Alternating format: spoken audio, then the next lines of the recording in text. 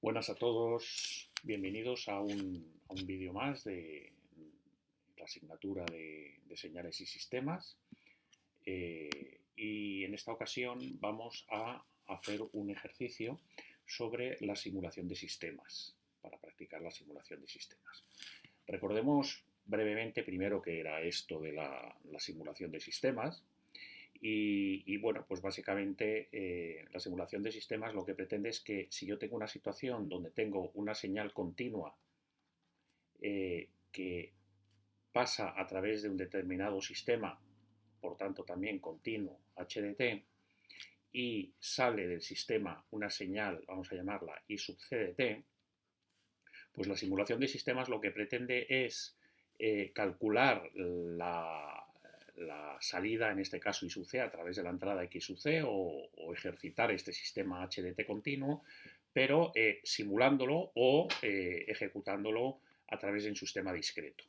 De forma que yo lo que hago es reemplazo lo que estoy poniendo entre esta caja en puntos suspensivos, lo reemplazo por un sistema que de alguna forma lo que hace es utilizar un sistema discreto equivalente, vamos a llamarlo HDN, con una D, por ejemplo, de discreto equivalente.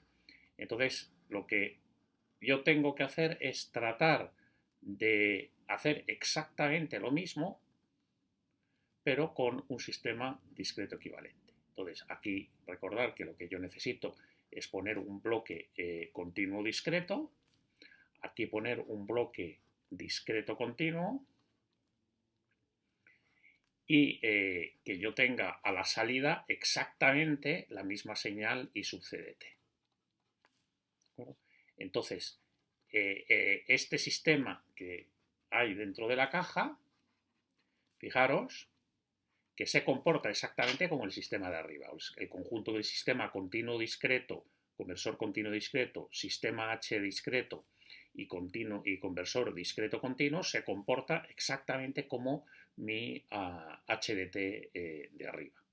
Entonces, la simulación lo que consiste es en diseñar estos bloques, el continuo discreto, el discreto continuo y el H sub D, para que todo ello, repito, se comporte como el HDT.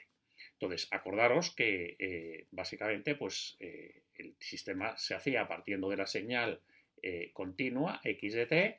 Lo primero que yo hacía era un muestreo, por ejemplo, un muestreo con una serie de deltas, delta de T menos K por T, donde T es, bueno, T sub S, el periodo de muestreo, y entonces yo de aquí obtenía una señal muestreada, que básicamente, bueno, pues era los valores de X sub M en los instantes de muestreo, en los KT sub S, y esto a su vez pues era una delta. Eran una serie de deltas que tenían este aspecto. ¿Vale? Y esto, bueno, pues para los infinitos valores de delta, porque esto es un tren de deltas, ¿de acuerdo? Los infinitos valores que tengo aquí de deltas. Entonces, estas deltas, lo que hacía a continuación, ese tren de deltas, lo convertía a un tren de, bueno, un tren no, a una secuencia, o sea, aquí tenía un conversor de deltas a secuencias, ¿vale? Con lo cual, aquí a la salida yo tenía ya una secuencia que, bueno, pues es la X, digamos, discreta de n. Y entonces ya en esta X discreta de n, ya sí hacía yo el procesado H sub D de n, con lo cual, fijaros, tal como lo he definido yo aquí arriba, este bloque de aquí, este bloque que estoy poniendo entre estos dos puntos, esto de aquí, es lo que arriba llamábamos el conversor continuo discreto. ¿De acuerdo? Luego tengo HDN y luego a la derecha lo que tendré que hacer que es, pues aquí tendré una I sub D de N, lo que tengo que hacer es pasarlo, convertir, tener, al revés, tener un convertidor de secuencias a deltas,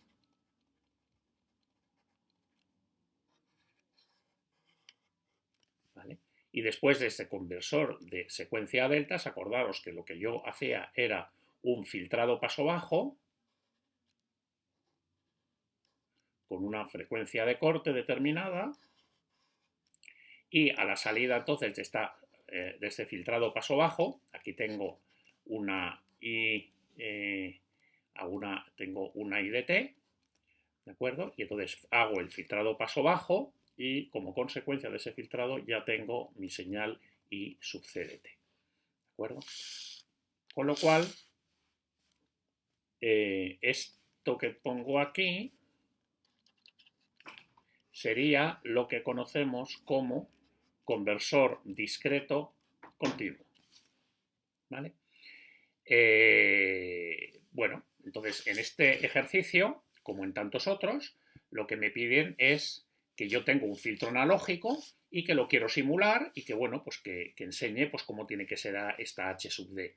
En algunos ejercicios me piden también que ponga todos los diagramas de bloques, todo el diagrama de bloques, como este que os he puesto aquí, pero al final, digamos que todo... lo más importante del ejercicio es saber calcular esta H sub D de n cuando el dato normalmente suele ser este. O sea, el dato que me dan suele ser este. Otro dato que me suelen dar es la frecuencia a la que muestreo la señal. Y normalmente, entonces, lo que me piden es esto de aquí, como tiene que ser ese filtro digital que simule el filtro analógico HDT. Pues bien, vamos a ver en este ejemplo concreto qué es lo que me dicen. Me dicen que utilice una frecuencia de muestreo que es igual a 2 veces el ancho de banda para hacer una simulación, perdón, 2 veces el ancho de banda, para hacer una simulación de un filtro analógico paso bajo ideal de ancho de banda B hercios. Fijaros que me están dando precisamente este dato. O sea, me están diciendo que en continuo yo tengo un filtro paso bajo ideal como este que estoy pintando. Un filtro paso bajo ideal, ¿saber qué es esto? El ancho de banda es de B hercios. Ojo, me dicen que son hercios, con lo cual en omega, sabemos que omega es 2pi f, con lo cual aquí será 2pi b radianes por segundo. ¿Vale? Entonces, bueno, pues esto sería mi h de omega, que es la transformada de Fourier de HDT. Entonces, yo tengo que simular esto con esta secuencia de acá abajo y lo que me piden es que calcule cuál es el esquema de simulación y y para qué señales es válida esa simulación. Entonces, el esquema de simulación es este de aquí que os he pintado a la derecha. Habría que dibujar este esquema de bloques y lo único que nos faltaría es calcular esta H sub D. ¿Vale?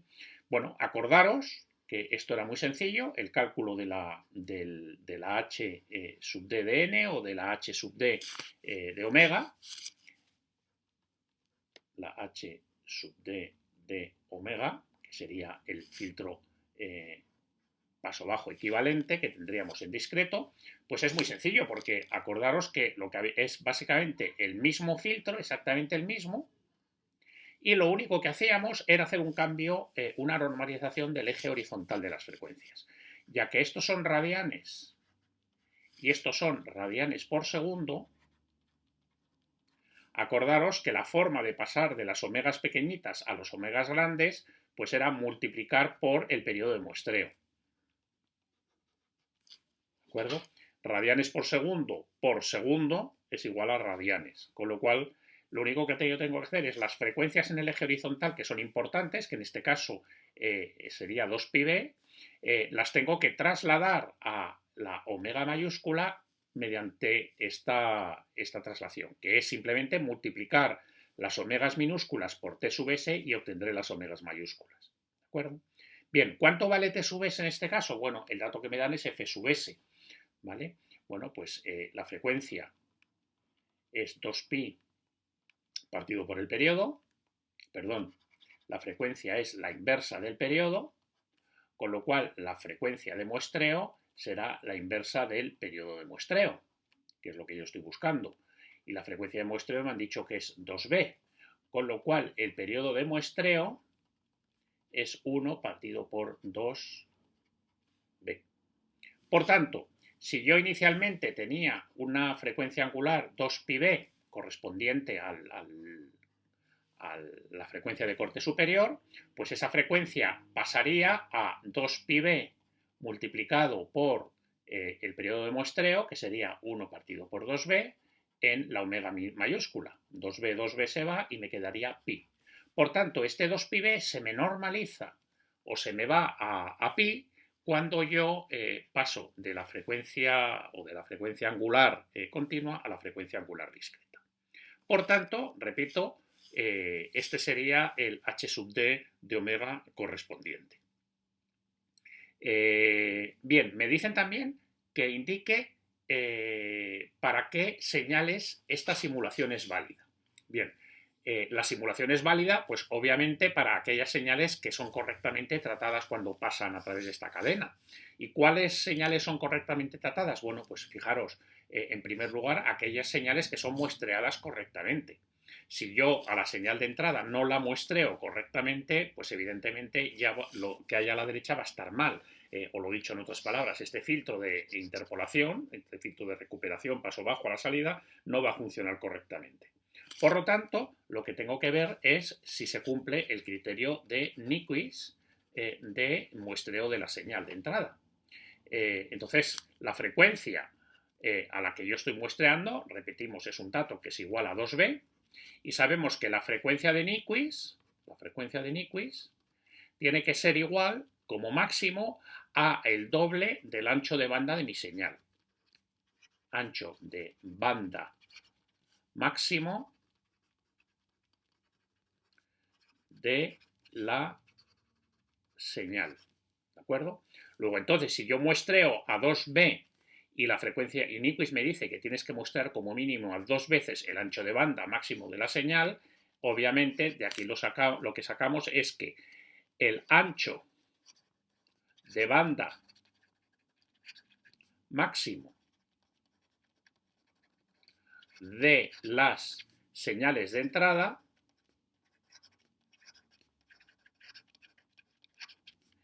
es de b hercios. Cualquier señal que entre por aquí que tenga un ancho de banda superior a b hercios no va a salir como si lo hiciera a través de este filtro continuo. ¿De acuerdo?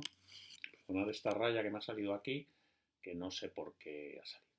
Bien, en el apartado B me dicen que repita el apartado A, que lo repita, pero ahora cogiendo una frecuencia de muestreo 3 veces 3b. ¿Vale? Entonces, en primer lugar, lo que vamos a hacer es coger y ver si fs, la frecuencia de muestreo, es 3b, vamos a ver qué es lo que ocurre con ese filtro digital. Bueno, pues muy sencillo, el filtro analógico es el mismo, o sea, yo tengo que simular este 2πb, ¿de acuerdo? Lo que pasa es que ahora mi frecuencia de muestreo ha cambiado y es 3b. Vamos a ver cuánto vale el periodo de muestreo en este caso. El periodo de muestreo, que es la inversa de la frecuencia de muestreo, en este caso el periodo de muestreo es 3b. ¿De acuerdo? Con lo cual, fijaros, aquí el h sub d de omega, ¿cómo sería esa traslación, esa normalización del eje horizontal? Pues habría cambiado. Ese 2πb ya no se me va a pi. Fijaros, ¿por qué? Porque si yo cojo la omega pequeñita, que era 2πb, y la multiplico por t sub s, ahora t sub s es distinto, sería 2πb por...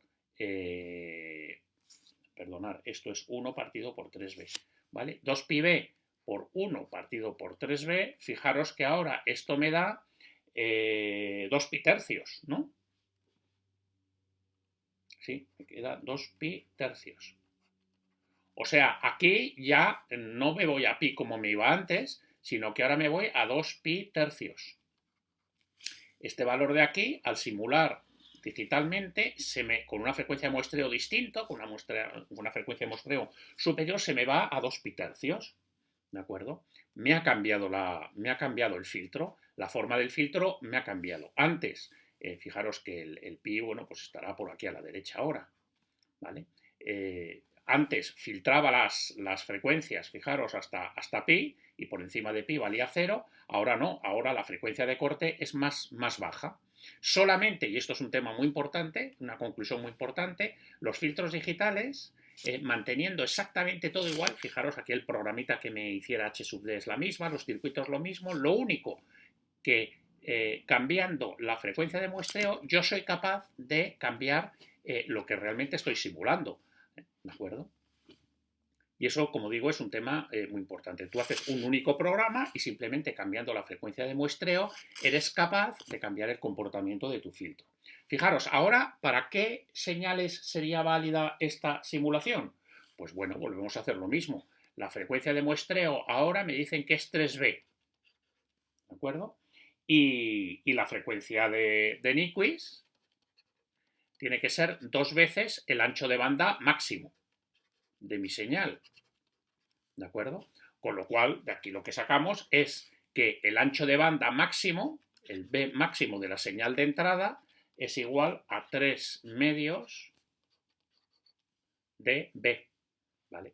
Aquí, las señales en el apartado anterior, mis señales como máximo podían llegar hasta B hercios, aquí pueden llegar hasta 1,5 B hercios.